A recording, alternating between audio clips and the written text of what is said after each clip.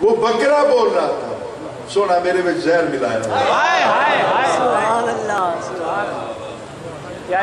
سنیے گا مجھ میں زہر ملایا ہوا ہے میرے اندر زہر ملایا ہوا ہے تو چونکہ پیر صاحب قبلہ بیٹھے ہیں تو یہاں میں محبت کے حوالے سے ایک بات کروں کہ اس کا عقیدہ دیکھیے جانور تھا بے عقل تھا کٹ چکا تھا دل بھی نہیں تھا دماغ بھی نہیں تھا نہ زبان تھی نہ سوچ تھی پھر بھی وہ کیا کہہ رہا تھا میرے اندر زہر ملا ہوا ہے یہ نہیں کہہ رہا تھا کہ مجھے نہ کھائیے مجھے قبول نہ کیجیے اپنا عیب بیان کر رہا تھا اور قیامت تک بتا رہا تھا کہ مرشد نے در تے جاوے نا کہ اپنا عیب بیان کر چھوڑی تو مرشدہ دا طریقہ ہی ہوتا ہے کہ عیبہ والے نے بھی قبول فرمائے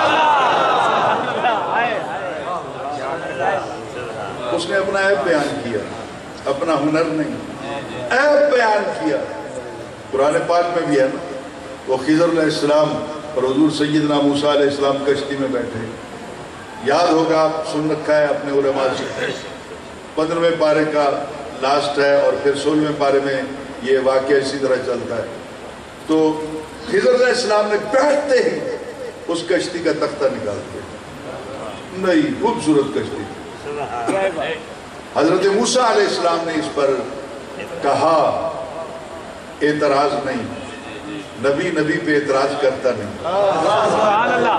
کیونکہ دونوں جانتے ہیں کہ نبی کا فعل ہو یا قول اس کے حکم کے مطابق ہوتا ہے نبی معصوم عن الخطا ہو تو انہوں نے پوچھا کہ حضور یہ کیا کیا قال اخرجتها موسیٰ علیہ السلام نے کہا کہ آپ نے تختہ اکھیڑ دیا لتغرق اہلها تاکہ کشتی والے ڈوب جائیں عیب والی ہو گئی نا کشتی اور تختہ بھی وہاں سے نکلا جو پانی کے اندر حصہ تھا سوراخ نہیں پورا تختہ کشتی چلی جا رہی ہے تو اپنا خضر علیہ السلام نے مسکرا کے کہا سونا ناراض تو ہوندے پہ ہو پر اے دسو تختہ نکلے نو 4-5 منٹ تا ہو گیا چوکھا پانی اندر آ گیا بات سمجھے پھر یہ کشتی سارا دن چلی ایک قطرہ بھی پانی کا اندر نہیں آیا نہ کشتی ڈوبی نہ سوار ڈوبے اور آپ نے اس کی وجہ بیان کی کہ اما السفینہ تو وہ کشتی جس کا میں نے تختہ اکھیڑا نا فکانت لمساکین وہ غریبوں کی تھی مسکینوں کی محتاجوں کی تھی یعملون فی البحر وہ روزانہ دریا میں مزدوری کرتے تھے پھر ان کے گھر کا روزی روٹی چلتی تھی فَأَرَدْتُ أَنْ أَعِيبَهَا میں ارادہ کیتا ہے میں چاہیا کہ وہ دے وچ عیب پیدا کر نہیں سمجھا بنان والے نے سونا بنایا اور آج سائیں بیٹھے ہیں تو وہ کہتے ہیں میں چاہیا کہ دے وچ عیب پیدا کر دیں کیوں وَكَانَ بَرَاهُمْ وہ شام جیتے پہنچنا ہے نا کہ سارا دن دے سفر تو بعد وَكَانَ بَرَاهُمْ ملکن اتھے ایک ملک کھڑا ہے بادشاہ کھڑا ہے یا خضو چھین لیتا ہے کل سفینت ہر اچھی کشتی غصبہ ظالمانہ طریقے سے اچھی کشتی نوں کھو لیتا ہے میں ایک تختہ ادا اکھیڑ دیتا ہے عیب پیدا ہو گیا ایک تختے دی مرمت کرا لیں گے تابی ٹھیک ہے نہ کران ساری زندگی چلان پانی اندر آوے تو میں نبی نہ سارا دن پریکٹیکل تو کروا کے دکھا دیا نا پانی نہیں آئے گا طرح نے مرمت ٹھیک ہے تو ایک تختے کی مرمت تو آسان ہے ان کے لیے اگر وہ ظالم کشتی چھین لے تو پھر یہ تو مر جائیں گے یہ تو مر جائیں گے اب مشکل اگلے کنارے پر آنی مشکل کشا پہلے آیا بیٹھے نہیں سمجھانے مشکل کشا پہلے آئے بیٹھے اچھا حضور والا اب کیا ہوا غور سے سنیے گا اب سب کے لیے نہیں ہے جو علماء بیٹھے ہیں یا حضور کے بلاب الفاظ ہے وَكَانَ وَرَاءَهُمْ مَلِكٌ تو پتہ چلا کہ اگلے کنارے پر ملک کھڑا ہے ملوکیت کا راج ہے خلافت کا نہیں.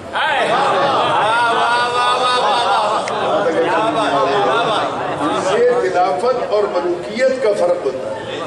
خلافت میں کسی بوڑھی مائی کا تیل اگر گر جائے زمین پر تو خلیفہ فتح کر کوڑا مارتا ہے زمین کو. تیری اوقات نبی دے نوکر دی حکومت ہوئے تھے, غریباں دا تیل پی جانا.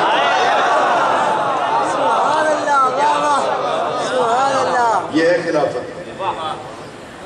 اور ملوکیت وہاں ہے کہ کشتی غریبوں کی چھین کے لے جائے. تو پتہ چلا غریبوں کے حق مارے جاتے ہیں جب ملوکیت کا راج ہوتا ہے. مسکینوں پہ ظلم اٹھائے جاتے ہیں جب ملوکیت کا راج ہوتا ہے. تو یہ قرآن کی نص سے ثابت ہو گیا نا. اب جو کہتے ہیں کہ 2 شہزادوں کی جنگ تھی, تو بھی اپنی جگہ پہ درست ہے. یاد یزید کی خلافت ثابت نہ کر سکے, ملوکیت ہے, تو پھر ملوکیت کے اندر ایک ظلم ہمیشہ رواج پکڑ دے. اور یہ تو میناد وچ دس گئے سونا چھری چل دی ہے حضرت اسماعیل علیہ السلام دے گلے. بولتا دے ہو نہیں چلی. کیوں نہیں چلی؟ چھری کھنڈی ہے, گلا پتھر دا ہے, چلان والے دی نیت نہیں. کیڑی شاید ہوتے شک کر سو پھل ہاتھ وچ پکڑیا ہوا ہے نا, تو میزبان ایویں چھری پکڑ کے بیٹھا ہے, خود نہیں کھاندا, مہماناں نوں کھلا رہے. خدا ارادہ نہیں پھل کٹن دا. چھری دے دے پھل کٹ نہیں سکتا ہے, لیکن وہ ارادہ نہیں. اور میں کیا آکھاں یناد پتر نوں لٹا کے حالے بھی ابراہیم علیہ السلام دا ارادہ نہیں. میں ان کے ارادے پہ شک کروں؟ پھر چھری اپنا تیز نہیں تھی, 72 مرتبہ تو تیز کیا اس کو. گلا پتھر سے زیادہ سخت تھا, معصوم گلا تھا, پھر کاٹا کیوں نہ؟ سبحان اللہ. یہ کسی کی فکر نہیں ہے. یہ 29 برس کے میرے رت جگے. صاحب سے مل کر یقین کیجئے کہ مجھے آج بہت خوشی ہوئی.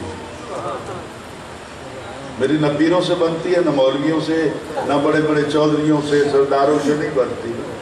5 مرتبہ تو گولیاں کھا چکا ہوں, جیل جا چکا ہوں. میں لگی لپٹی بات کرنے کا عادی نہیں ہوں, میرا خون اجازت نہیں دیتا ہوں. میں امام زین العابدین کے 36ویں گھرانے میں آپ کے سامنے اور حضور پورے ورلڈ کے اندر کسی اپنا سادات کے گھرانے میں وہ چیز نہیں ہوگی جو میرے گھر میں ہے. امام جعفر صادق علیہ السلام نے جو قلم سے قرآن پاک کی تفسیر 500 جلدوں میں لکھی تھی, اس کے کئی نسخے آج بھی میرے گھر کے اندر میری لائبریری میں. میرے والد صاحب 40 سال بغداد شریف میں پڑھاتے رہے دورہ حدیث, 147 سال کی ان کو عمر ہوئی. آج بھی ہمارا گھر مدینہ پاک کے اندر ہے. اب غور سے سنیے جو بات میں کہنے چلا ہوں. جب راتوں کو بیٹھ کے روتا تھا, مطالعہ کرتا تھا, تو ایک دن بات سمجھ میں آئی کہ مینا میں چھری نہیں چلی نا, گلا نہیں کٹا اسماعیل علیہ السلام کا, پھر چل گئی. کھول کے دیکھا تو کٹ گیا تھا گلا دمبے کا. تو دمبا تو معصوم نہیں تھا نا, سمجھ نہیں آیا. دمبا تو معصوم نہیں تھا. یہ دمبا کہاں سے آیا تھا؟ کوئی جنت میں ڈیری فارم بنایا ہوا اللہ تعالیٰ. تو حضور یہ دمبا اللہ نے سنبھال کے رکھا تھا. کب؟ جب آدم علیہ السلام کے بیٹوں نے قربانی کی. تو یہ دمبے والی قربانی قبول ہو گئی تھی, دوسرے بھائی کی نہیں ہوئی تھی. دوسرا بھائی ناجائز کرنا چاہتا تھا, تو ایک بھائی نہیں مان رہا تھا. تو جو سچ پر تھا اس نے دمبا قربان کیا, آگ آئی اٹھا کے لے گئے. جو حق پر نہیں تھا اس نے کوئی جنس قربان کی, وہ وہیں پڑی رہی, اللہ نے اس کو قبول نہیں کیا. یہ دمبا پلتا رہا, یہ دمبا پلتا رہا. سونا جے او دے محبوبہ دا ہاتھ لگ جائے تے جانوران ہوئے وہ جنت وچ پالدا بیٹھا.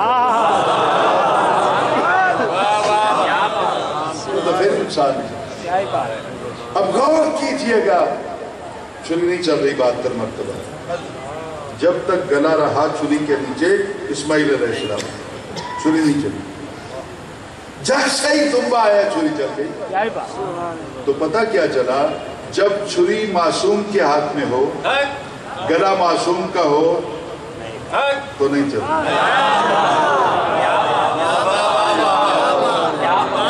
سمجھ میں آئی؟ جب چھری مظلوم کے ہاتھ میں ہو، معصوم کے ہاتھ میں ہو، تو پھر معصوموں کے گلے نہیں کٹتے۔ معصوموں کا گلا تب کٹتا ہے جب خنجر کسی یزیدی کتے کے پاس ہو اور گلا کسی اصغر معصوم۔ تو مینا میں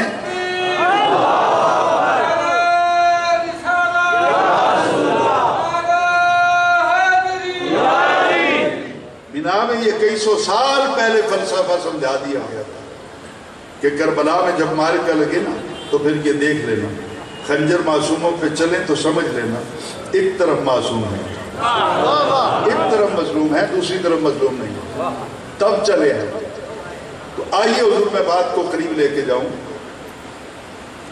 کہ وہاں بھی آپ نے دیکھا کہ کشتی جو تھی عیب والی، وہ بکرا اپنا عیب بیان کر رہا، لیکن نبی پاک صلی اللہ علیہ وسلم نے اسے اٹھا کے پھنکوایا نہیں۔ آپ نے ٹرے کو سامنے رکھا، بسم اللہ الرحمن الرحیم، ہاتھ پھیرا اور صحابہ سے کہا کھاؤ۔ صحابہ نے ایک بار بھی نہیں کہا حضور و آخدہ پہ میرے وہ زہر ملے مروانہ جیسا نہیں۔ جب مرید بڑھنا ہے تو صحابہ ترہ بڑھنا، پھر یہ موت کیا ہے، پھر یہ حیات کیا ہے، بیٹھا پیر دے سامنے ہوئے تو فکر تنو اپنی دولت دی پئی ہو، اپنی جان دی پئی ہو، پھر اس طرح نہیں بنتی ہے۔ یہ تو صدیق اکبر بھی بتا گیا نا کہ اپنا جنازہ نبی پاک کے روضے کے دروازے کے سامنے رکھا اور قیامت تک کے لیے بتا گئے مرشد مننا ہی تے میرے ونگو مننی، جیویں تا سونے دے در تے مرے تا سونے دے در۔ ان تفصیلات میں نہیں جاؤں گا، میرا سبجیکٹ آگے ہے۔ تو اس طرح حضور آپ دیکھتے ہیں کہ یہ دھنا ہوا، کچھ اعضاء کے بغیر یہ بکرا بولا اور وہ بوٹی نبی پاک کے ہاتھ میں یا منہ میں وہ بولی۔ تو یہ ساری چیزیں ثابت کرتی ہیں کہ مالک جب مائل بکرم ہوتا ہے تو وہ کل یا جز کو نہیں دیکھتا، جس پہ کرم کر دے اسی حوالے سے اس پہ عمل درآمد ہوتا ہے۔ اب آئیے چلیں پیچھے پھر، سوچو بھی نہ ان لوگوں کے بارے میں کہ وہ مردہ ہیں بلکہ وہ زندہ ہیں۔ ٹھیک ہو گیا؟ اب چوتھے پارے کی گفتگو آگے چلائیں۔ حیران کن گفتگو ہے حضور، بل احیاء، بلکہ وہ زندہ ہے، وہ زندہ ہے۔ ایک عرصہ دراز تک میرے کسی ساتھی کی مجھ سے ملاقات نہ ہوئی۔ جب میں نے پنجاب میرے یونیورسٹی فیلو ہوئے صاحبزادہ صاحب، میں غالباً 70-71 میں نے وہاں سے ڈبل ایم اے کیا، ہسٹری میں ماسٹر ڈگری ٹاپ کیا۔ اب غور سے سنیے گا کہ وہاں وہ میرا کلاس فیلو تھا، کوئی بھی زید تھا، بکر تھا، عمر تھا، پھر عرصہ ہو گیا یار نہیں ملے، 50 برس بیت گئے نہیں ملے آپس میں۔ ایک دن کوئی ہم دونوں کا سانجھا دوست تھا نا، وہ مل گیا۔ میں نے اس سے پوچھا یار اپنی تو ملاقات ہو گئی ہے، وہ ایک زید تھا ہمارا دوست، وہ پتہ انہیں کیا الحمدللہ وہ زندہ ہے۔ جیسے ہی میرے دوست نے کہا نا کہ وہ زندہ ہے، فوراً میں نے سوال کیا کہاں ہے؟ سمجھا نہیں پاؤں گا سب کو، معذرت ہے جن کو نہ سمجھا پاؤں میں بہت نالائق ہوں، اور جو سمجھ رہے ہیں ان کا میرے اوپر بڑا احسان ہے۔ غور کیجئے گا، پتہ چل گیا نا کہ وہ زندہ ہے تو پھر بندہ پوچھتا ہے وہ کتھے؟ پتہ لگا کہ وہ فیصل آباد ہے، پھر جو فیصل آباد نہیں دیکھا تو سوال دوسرا یہ ہوتا ہے کہ فیصل آباد کتھے؟ یہ دو سوال مست ہوتے ہیں۔ اب پتہ چل گیا کہ سارے شہید، لیکن آج چونکہ محفل منسوب الی الحسین ہے اس لیے ہم فقط نام امام حسین کا لیں گے ویسے بات سب شہیدوں کی ہے، فاروق اعظم کی بھی ہے، عثمان غنی کی بھی ہے، مولا علی کی بھی ہے، حضرت عمار کی بھی ہے، تمام شہداء کی بات ہے آج تک جتنے شہید ہوئے. لیکن یہ بھی تھا ساڑھے پیر امام حسین کا کمال نہیں، نہ ایک دا لئیے ذکر سارے دا ہو.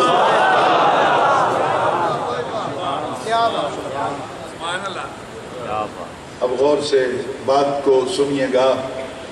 سوال یہ ہوتا ہے رب جب کہتا ہے بل احیاء، کہاں زندہ ہے وہ؟ تو انسان نے سوال کرنا تھا، مالک نے پہلے جواب دیا. سوال کیا تھا؟ زندہ ہے تو کہاں ہیں؟ تو قرآن نے بتایا بل احیاء عند ربہم، وہ مردہ نہیں بلکہ زندہ ہے اور اپنے رب کے پاس ہیں. رب نے اپنے تصرف، علم اور قدرت کے پاس پاس ان کو رکھا ہوا. چلو امام حسین کی ریزیڈنشل پوزیشن کا پتہ چل گیا نا. ایک تو ہے وہ زندہ اور دوسرے ہے بھی رب دے کول. ان سوال پیدا ہوا کہ رب کتنے ہیں، تاکہ پتہ چل جائے جہاں رب ہوگا وہاں حسین ہوگا. اب مردے کو پکارنا تو جائز نہیں ہے نا بطور مولانا صاحب کے، تو چلو ہم نہیں پکارتے، حسین تو زندہ ہے نا. اب رہ گئی بات قریب ہے دور ہے، کہاں رہتا ہے؟ رب کے پاس. تو رب کہاں ہے؟ تو مجھے اس سلسلے میں پھر دوسرے بارے میں جانا ہوگا. سورۃ البقرہ کی آیت نمبر 186 ہے، 186 نمبر کی آیت ہے. صحابہ کرام آ کے کھڑے ہو گئے نبی علیہ السلام کی بارگاہ، اور دنیا کا مشکل ترین سوال انہوں نے نبی پاک کے سامنے پیش کر دیا. حضور اجازت تھوڑا سا اس کا بیک گراؤنڈ عرض کروں. صحابہ نے کہا یا رسول اللہ ہم پہلے تو مسلمان نہیں تھے، ہم میں کوئی آتش پرست تھا، کوئی بت پرست تھا، کلمہ پڑھا تو پھر اسلام میں داخل. جب تک ہم نے کلمہ نہیں پڑھا تھا ہماری لائف کا وہ حصہ ایک خدا سے متعارف نہیں تھا. اس 2 2 4 4 5 5 10 10 بنا کے ڈیولپمنٹ ہوتی گئی. 360 بنا کے 10 کعبے میں رکھی گئی، اور پھر سونے کا، چاندی کا، لوہے کا، مٹی کا، لکڑی کا، اس طرح کے خدا بھی ہم نے بنا رکھے تھے. ایک خدا کا تو تصور نہیں تھا. حضور جس دن سے آپ کے نوکر بنے ہیں، قرآن پاک نے ہمارے ارد گرد باقاعدہ طور پہ اشار قائم کر دیا ہے وَإِلَٰهُكُمْ إِلَٰهٌ وَاحِدٌ. وہ 5 7 10 گئے. ہون جڑے پاسے تسی آئے ہو نا، اتھے 2 4 کوئی نہیں، اتھے ایک کے بعد لا شریک، نہ او دے وچوں کوئی جمعے ہے، نہ او کسے وچوں جمعے ہے، نہ او دا کوئی کف ہوئے.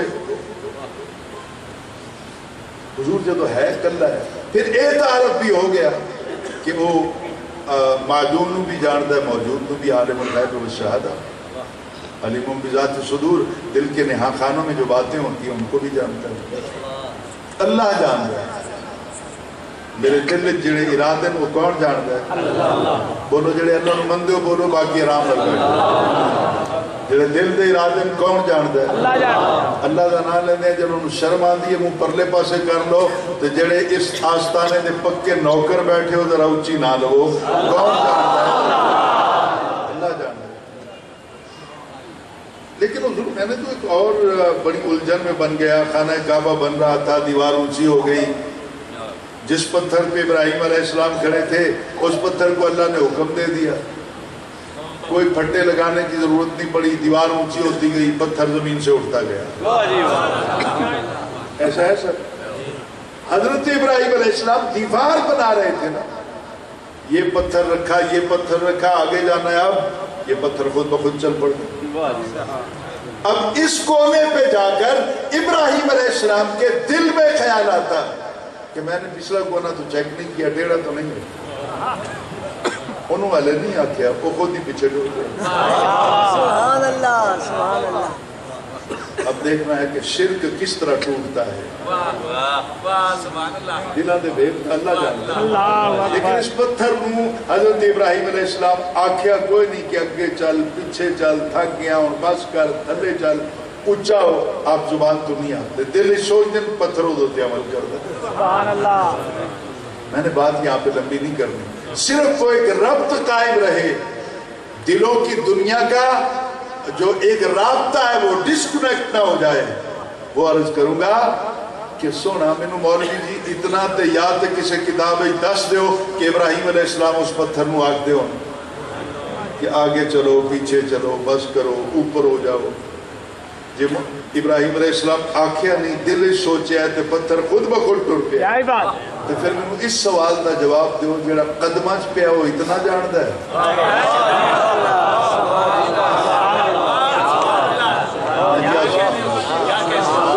میں پڑھا ہے وہ اتنا جانتا ہے اور جس کے قدم ہے وہ جانتا ہی کچھ نہیں اور اگر تسی بے وفائی نہ کرو نا صاحبزادہ صاحب تو میری حوصلہ افزائی فرما رہے ہیں اور جھنگ تو آئے معزز مہمان بھی اور باقی بھی کافی اگر سارے رل کے بے وفائی نہ کرو تھوڑا جا سمجھ لو گالوں تو میں ایک گل عرض کراں جڑا پیرک پہ ہے وہ تو اتنا جانتا ہے جو کاندھوں پہ بیٹھا ہے وہ کتنا جانتا ہے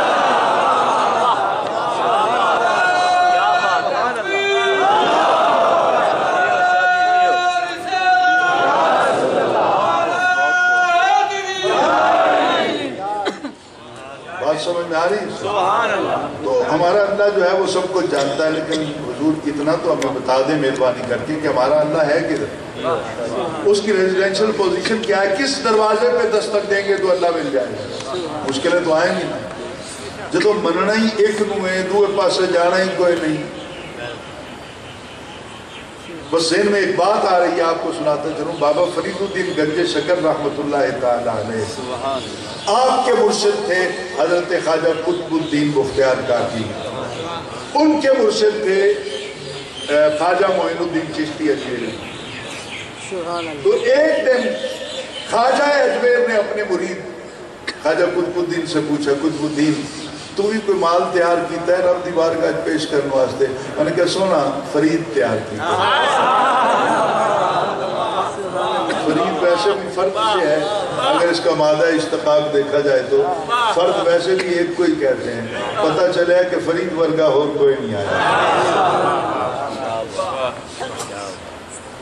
چند سال پہلے کی بات ہے آستانے پہ تھے ہم بھی بیٹھے ہوئے تو تبلیغی جماعت کے نا کچھ ڈاکٹر اور کچھ تاجر گولڈا شریف آ گئے بیر نصیر رحمت اللہ علیہ سے ملنے کے لیے آپ ملے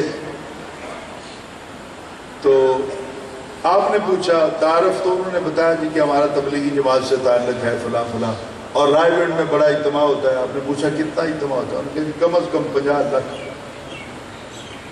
کتنے سالہ تو 50 سالہ تو آپ نے فرمایا یار اتنے لوگ تبلیغی جماعت سے نال وابستہ ہیں ایک اجتماع دے 50 لاکھ لوگ اور وہ تبلیغی جماعت والے بڑے خوش ہیں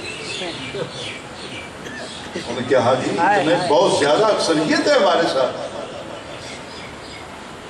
آپ نے کہا اچھا انہوں نے کہا میں نے ڈاکٹر صاحب مخاطب کر کے ایک سید بھیجی انہوں نے مخاطب کر کے انہوں نے کہا شاہ صاحب میں ایک سوال دا جواب تا دے انہوں نے دسو انہوں نے کہا 50 لاکھ دے وچوں ایک بھی مہر علی نہیں جمع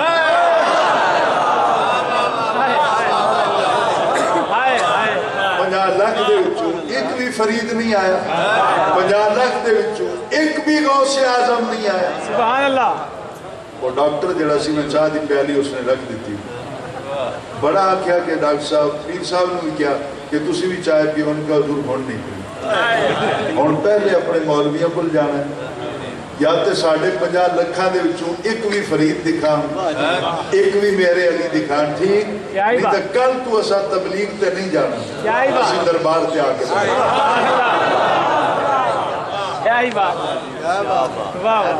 تو پوچھا کو تیار کیا ہاں فرید تیار کیا چلو دیکھتے ہیں خواجہ اجمیر بھی چل پڑے خواجہ قطب الدین بھی آگئے پاک پتن پہلے اس کو اجودھن کہا جاتا دریا کے کنارے ٹبے پر جھونپڑی کے اندر پہنچ گئے جس وقت تو حضرت بابا فرید الدین گنج شکر مراقبے میں بیٹھے ہوئے تھے کہ یکدم من کی دنیا میں انقلاب آیا اور آواز آئی کہ بوئے یار دی آیت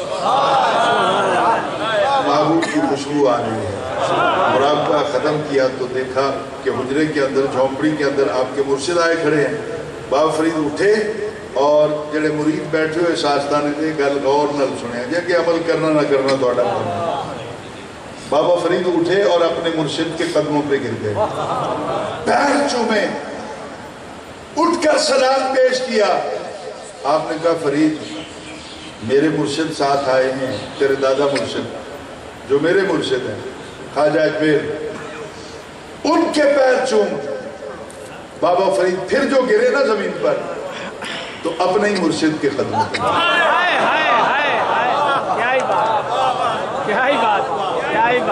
پھر اٹھے خواجہ قطب الدین بختیار کاکی, آپ نے کہا فرید میرے مرشد آئے ہیں ان کو سلام کر. پھر دیوانوں کی طرح زمین پر گرے, اپنے مرشد کے قدموں میں گر گئے. سبحان اللہ, سبحان اللہ. خواجہ قطب الدین بختیار کاکی رحمت اللہ تعالیٰ علیہ جلال میں آ گئے. آپ نے کہا اے فرید انا ہو گیا, تینوں نظر کچھ نہیں آتا ہے؟ کیا سونا انا ہی ہو گیا, تیرے سوا کچھ نظر نہیں.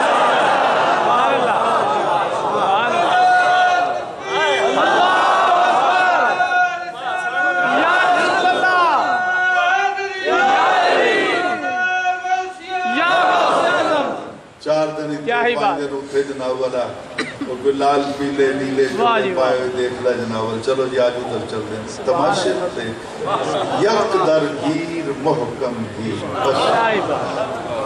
اصل میں ایک دن بڑا رویا جب میں نے ایک واقعہ پڑھا. حضور خواجہ غوث بہاؤالدین زکریا ملتانی رحمت اللہ علیہ, ان کے پاس ایک عورت تھی, لنگر میں روٹیاں پکا دیتی, جھاڑو دے دیتی, عرصہ دراز سے وہ غلامی کر رہی.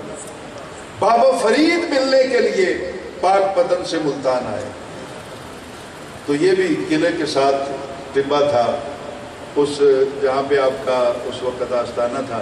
تو ٹبے کے پار پہنچ گئے اور شام ہو گئی. پیغام بھیجیے جی کہ میں صبح حاضری دوں گا, رات میں آپ کو ڈسٹرب نہیں کروں. تو ادھر آپ نے اس عورت کو بلایا, اس کے اولاد نہیں ہوتی تھی, شوہر بھی ساتھ تھا اس کا.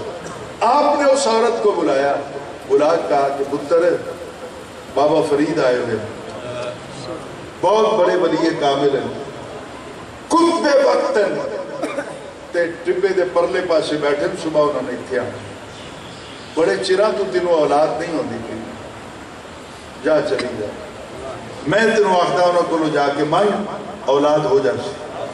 عورت بیٹھی, آپ نے پھر کیا, عورت اٹھی نہ تو ہے تو ان پڑھ سی, انہیں کیا سونا مڈ ہونا ہوئے میں کوئی پتر پر کسی اور کو لو منگن میں نہیں. یہی بات, سبحان اللہ. یکدر دین, پھر پتہ چلے گا یہ آستانے یونیورسٹیاں ہیں. آپ کیا جانیں کہ یہ کس طرح دسترخوان چل رہی ہے. ہم تو آئے لنگر کھا کے لوٹ کے ہیں نا. اچھا خیر میں نے یہ باتیں نہیں کرنی, آگے چلیے. حضور ہمارا اللہ کدھر ہے, رب کدھر ہے, کہاں رابطہ کریں. تو پیر صاحب کی بلا تدریس دے شعبے دنال وابستہ کی دوڑی بھی ہے, استاد اور بھی بیٹھے ہو سن.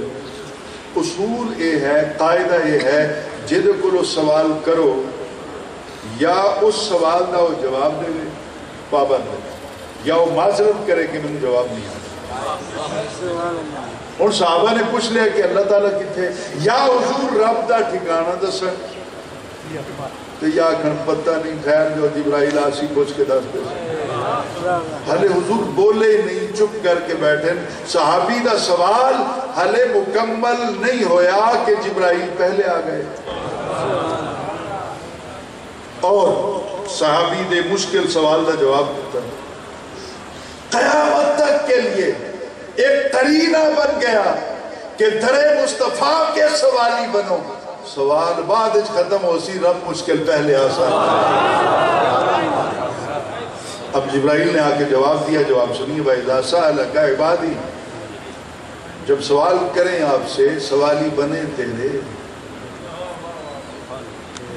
سبحان اللہ. بڑی ضرورت ہے علی توڑی تربیت دی نا. جب سوالی بنے تیرے, جب منگتے بنے تیرے. سوال کرنے والا سونا سوالی ہو گیا. تسی جو مرضی آکو سوالی آکھنا پوس سوالی بنے تیرے سائل تیرے سوالی تیرے منگتے تیرے گداگر تیرے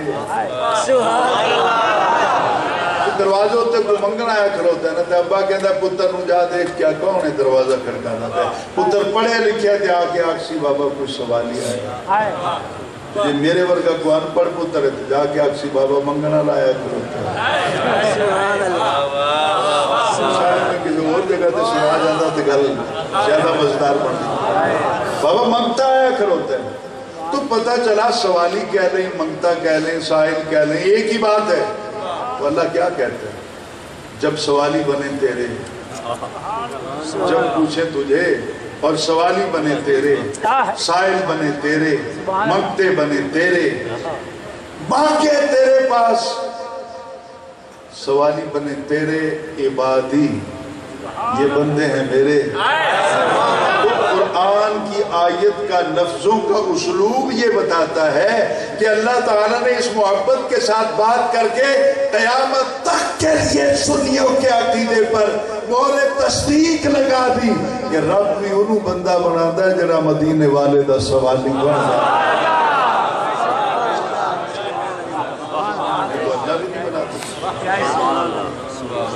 اچھا حضور بات کرنی ہو جائے گی میں تو کیا پھر بیٹھوں روزانہ تو 8 گھنٹے کلاس روم میں بات کرنی ہوتی ہے ہم جیسے لوگ پھر اس طرح بات کرتے رہے اب میں بات کو ختم کروں سوال کیا تھا ساڈا رب کتھے تو جبرائیل نے جواب دیا ہوا اذا سألک یہ جو آپ سے پوچھتے ہیں جب آپ سے سوال کریں جب آپ کے سوالی بنیں عبادی میرے بندے انی میرے بارے میں پوچھیں فإنی قریب انہوں نے آکو میں کو گم شدہ خزانہ تک کوئی نہیں جڑا بسترے چاہ کے لمدے کر دے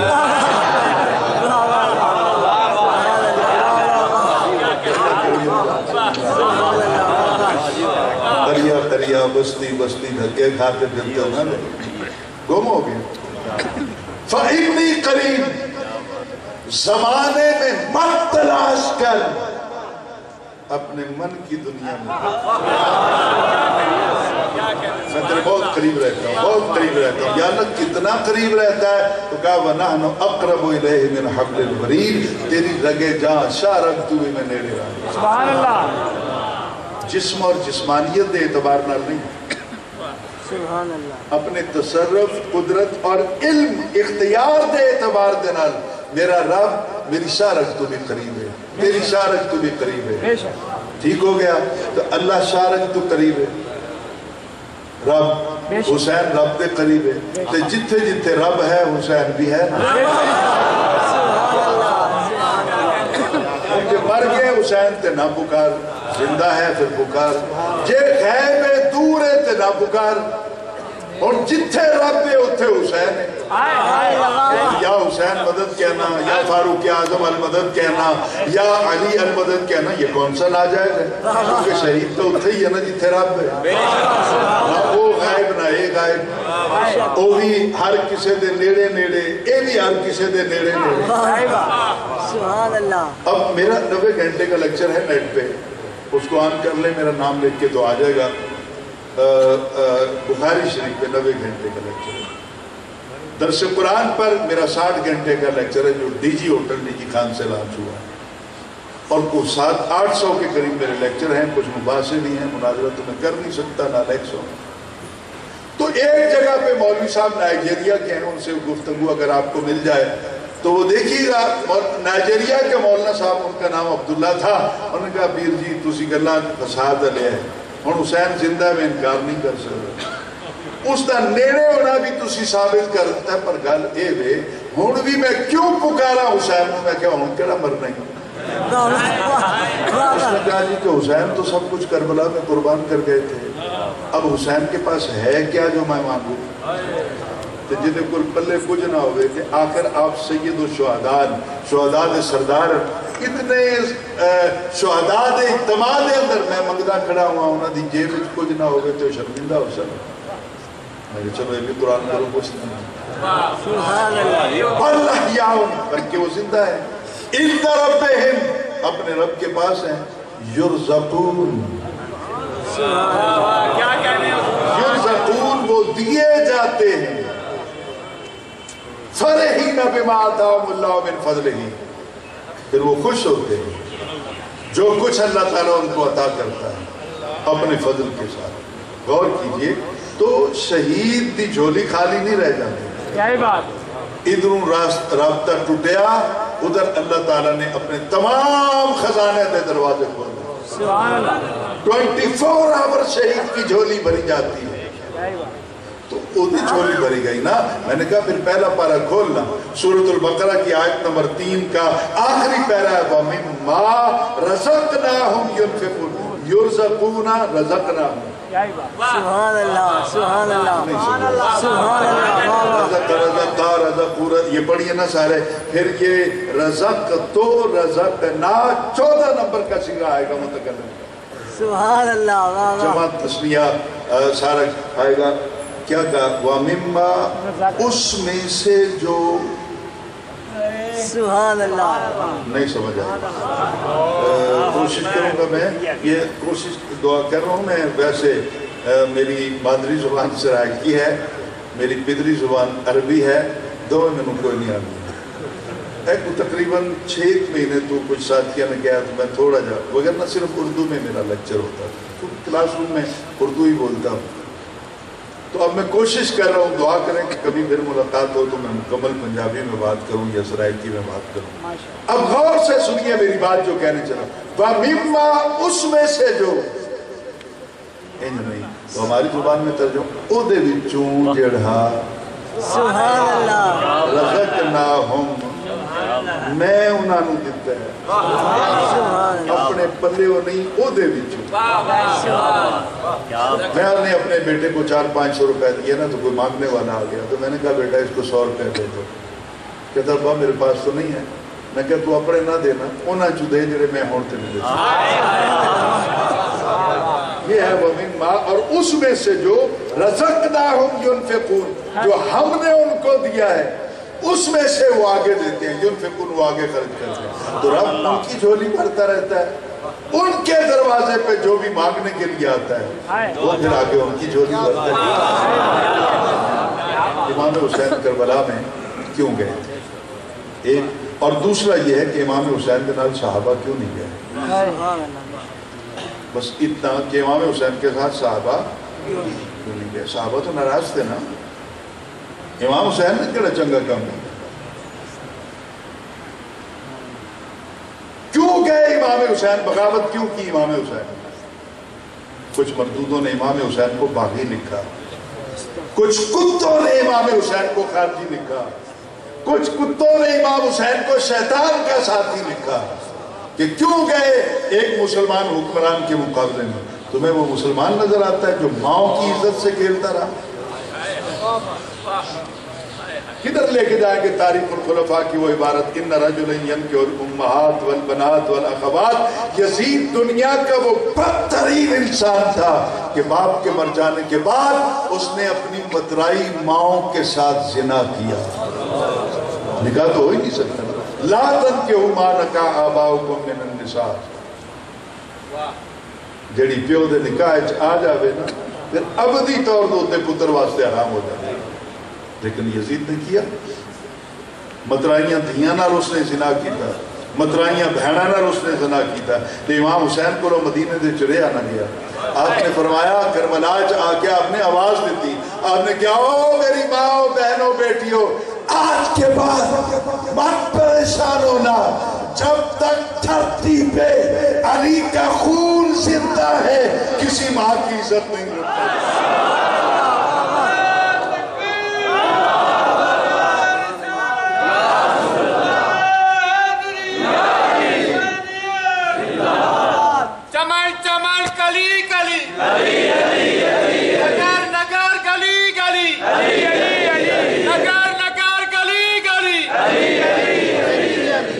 ٹائم زیادہ ہو رہا ہے، میں اپنی بات کو مکمل کروں۔ صحابہ کیوں نہیں ساتھ تھے؟ اس کو میں ایک عام مثال کے ذریعے، میں نے کہیں سے سنا نہیں، جو میری سمجھ میں آ رہی ہے بات میں سنا رہا ہوں۔ ایک آدمی ہے وہ اتنے آگے توڑے علاقے کو رقبہ خرید ہے کاشتکاری واسطے، صبح صبح اٹھ کے نماز پڑھتا آستانے دے ہوتے تو کلا ٹر جاتا ہے اپنے رقبے والے. ایک دن بھی 2 دن 4 دن 5 دن فصل کاشت کرنے دا وقت آیا نا پھر وہ کلا نہیں گیا, نال دے پتر بھی آنے. کٹائی دا وقت آیا تو پھر پتر نہیں, نال بھانجے بھی چلے گئے, بھتیجے بھی چلے گئے, دھیانوں نال لے گیا, دھیانوں نال لے گیا. وہ دیکھتا رہ گیا کہ کیا میری ضرورت میرے گھر پوری ہوتی ہے یا کسی اور بھی بلاواں. تو اپنا کنبہ ہی کافی سی. ایک دن اس چک دے یا وسطی دے کچھ نوجوانوں نے کیا کہ یار ایک بابا کچھ چنگا نہیں لگتا, پھر روز کلا ہی چلا جاتا ہے اپنے رقبے دے ہوتے. یہ کچھ چنگا ہوتا ہے بستی والے نال نہ جاندے, پیر صاحب کے خلیفے مریدین نال نہ جاندے, روز کلا ٹریا ہوتا ہے یا کدی دھیاں نو نال لے جاتا ہے, بیٹیاں نو, بیٹیاں نو, بھانجیاں نو, بھتیجیاں نو, باقی تو کوئی ادھر نہیں ٹرتا. تو قبلہ پیر صاحب یا کوئی بابا وہاں سے گزرا, پوچھا کیا سوچ رہے ہو؟ انہوں نے کہا کہ سوچنا کیا ہے, یہ بابا روز کلا جاتا ہے جی حق دے ہوتے ہوئے تو سارے وسطی والے نال نہ جان. تو بابے نے سینہ تان کر ان کو کیا سمجھایا, ان کے پترو اعتراض نہیں کری دے, جدی جاگیر ہوئے وہی جانا ہوں.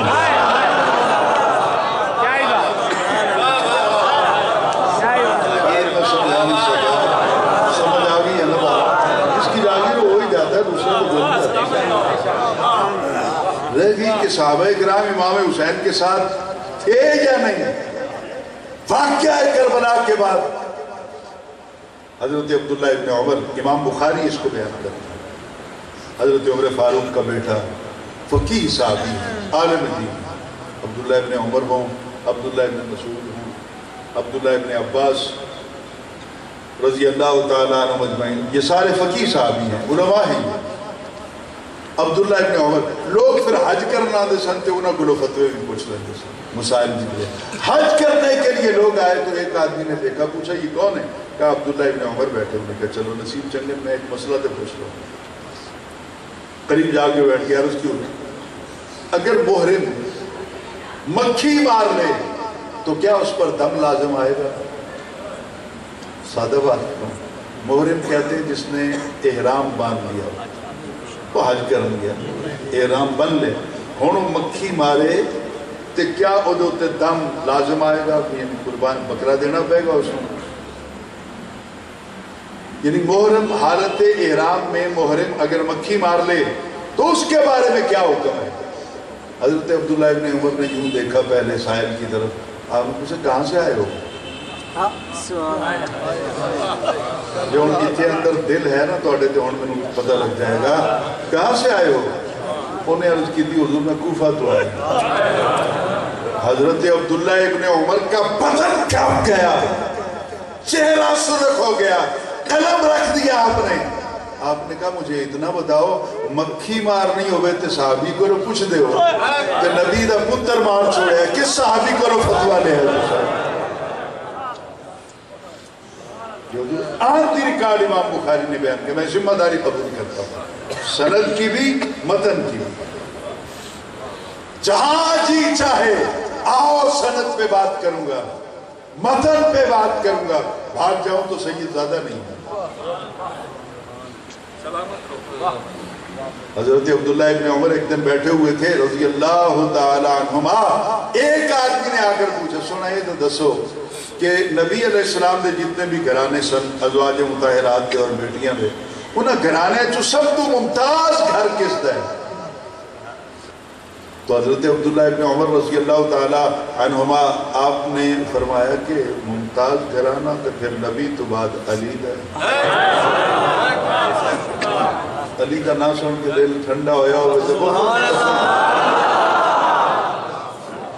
ممتاز گھرانہ تو مولا علی کا ہے.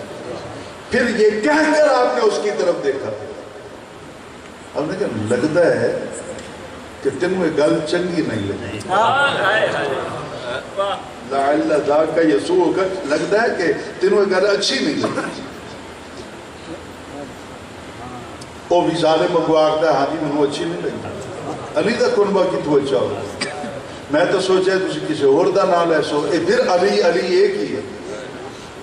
حضرت عبداللہ ابن عمر بخاری میں دیکھو, حضرت عبداللہ ابن عمر نے اٹھ کے کھڑے ہو گئے, آپ نے اس کو کہا انطلق، نکل جا، دفع ہو جا،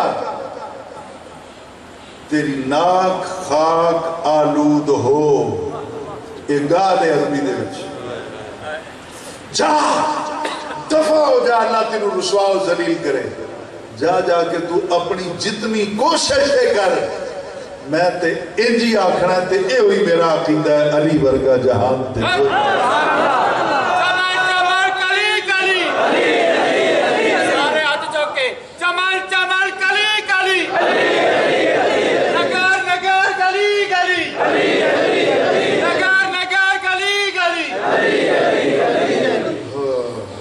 بس حضور کوئی لمبی بات اب نہیں. ایک تو میری صحت کی اجازت، آج پتہ نہیں میں بہت زیادہ بول گیا، وہ کہ میرے ایک گردے میں سٹینٹ ڈالے ہوئے ہیں. 10 سال پہلے مجھے میرے مخالفوں نے، مسلک کے مخالفوں نے مجھے گولیاں ماری. حضور اس کا ایک بلٹ میرے کڈنی کے قریب رہ گیا تھا، ڈاکٹر نکالتے نہیں تھے، ڈیتھ ہو جائے گی. 10 سال کے بعد گردے نے کام کرنا چھوڑ دیا. یہ اس دفعہ جو ابھی اپنا مارچ کا مہینہ گزرا ہے، اس میں میرے 4 آپریشن ہوئے. گردہ صرف 15% پہ آ گیا تھا، اور پھر اللہ نے کرم کیا، اب پھر 85% پہ کام کر رہا ہے. لیکن ابھی وہ سٹینٹ جو درمیان میں ڈالے گئے نا، نالیاں اضافی، وہ ابھی تک نکلی نہیں ہے. تکلیف ہوتی ہے چلنے میں، بیٹھنے میں، یا گاڑی میں کبھی جمپ لگ جائے تو. باوجود اس کے میرے مالک نے کرم کیا. پتہ نہیں آپ کی محبت ہے، پیر صاحب کا تصرف ہے، مجھے پتہ نہیں چلا. اگر ٹائم زیادہ ہو گیا ہے تو کوئی تلخ بیٹھا ہوا ہے تو میں معذرت خواہ ہوں، کیونکہ میں تو ان کے در کا کتا ہوں نا.